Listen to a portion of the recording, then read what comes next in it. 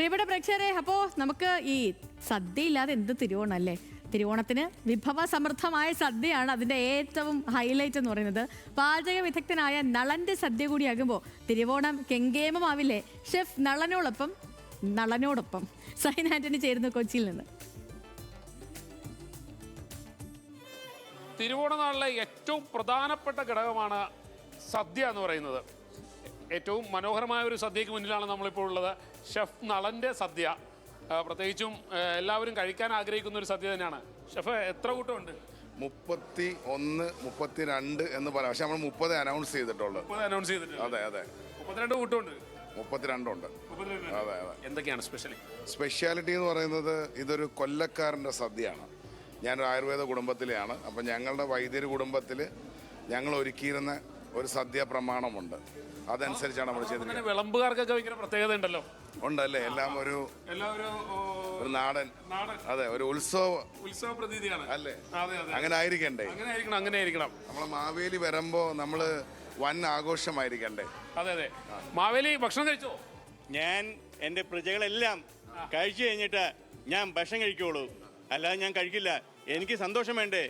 ഞാൻ ഈ പ്രജകളെ സന്തോഷിപ്പിക്കാനാണ് വർഷത്തിൽ ഈ 10 ദിവസം ഇങ്ങോട്ട് വന്നേക്കണേ. 3 ദിവസം എന്നെ യോട്ട് കിച്ചനാണ് ഇങ്ങോട്ട് ക്ഷണിച്ചേക്കണത്. നളൻ അറിയില്ലേ? അയ്യേ, എങ്ങനെയുണ്ട്? എന്തായാലും നമ്മോടൊപ്പം ഒരു നല്ല കലാകാരൻ കൂടിയുണ്ട്, ജനാർദ്ദനം പുതുശ്ശേരി. അത് തന്നെയാണ് സാറ്. ഒരു ഓണസദ്യ കഴിക്കണ സമയം കൂടിയാണ്. നമുക്കൊരു നല്ല താളം പിടിച്ചാലോ? തീർച്ചയായിട്ടും. ഓണം വന്നോണം വന്നേ, മാമല നാട്ടിൽ ഓണം വന്നേ. ഓണം വന്നോണം വന്നേ, മാമല നാട്ടിൽ ഓണം വന്നേ. മാളോരെ കാണാൻ മാവേലി മന്നൻ ഓലക്കൂടെ എന്റെ മണ്ണിൽ വന്നേ. എങ്ങനെയുണ്ട് ഭക്ഷണം? എങ്ങനെയുണ്ട്? അടിപൊളിയായിട്ടുണ്ട്. പായസമൊക്കെ സൂപ്പറായിട്ടുണ്ട്. എങ്ങനെയുണ്ട് അമ്മ? ഇഷ്ടപ്പെട്ടോ? സാധാരണയിൽ നിന്നും വളരെ വ്യത്യസ്തമാണ്. അമ്മ ആസ്വദിച്ചൊക്കെ ഭക്ഷണം കഴിക്കുന്നുണ്ടല്ലോ. എൻ്റെ അഭിപ്രായം പറയുകയാണെങ്കിൽ ഉണ്ടല്ലോ, എനിക്ക് ഏറ്റവും ഇഷ്ടം സൂപ്പർ ഇവിടുത്തെ പായസമാണ്. ഞാൻ ഇതിനു മുമ്പ് കുടിച്ചിട്ടില്ല. വളരെ നന്നായിട്ടുണ്ട്.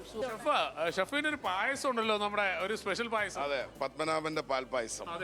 ശംഖുപുഷ്പത്തിലാണ് ചെയ്തിരിക്കുന്നത്. നെയ്ബോളിയും പത്മനാഭന്റെ പാൽപ്പായസവും ഒരു പ്രത്യേകതരം മധുരവും കൂടെ ചേർത്ത് വേണം അത് കഴിക്കാൻ. എങ്ങനെയുണ്ട്? ഈ ആളുകളൊക്കെ വെൽക്കം ചെയ്തിരുത്തണ്ടായിരുന്നല്ലോ.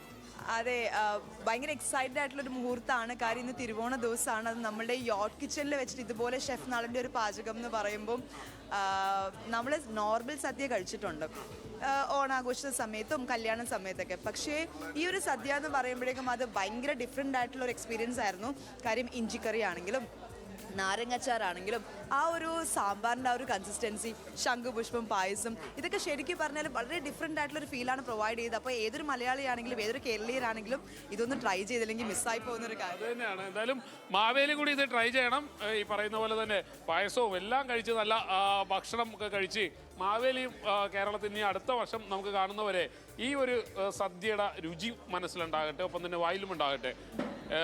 ഇപ്പോൾ ഞാൻ നേരത്തെ സൂചിപ്പിച്ചതുപോലെ തന്നെ തിരുവോണത്തെ സംബന്ധിച്ചിടത്തോളം ഏറ്റവും പ്രധാനപ്പെട്ടത് സദ്യ തന്നെയാണ്. അത് വളരെ ആസ്വദിച്ച് കഴിക്കുകയാണ് എല്ലാവരും.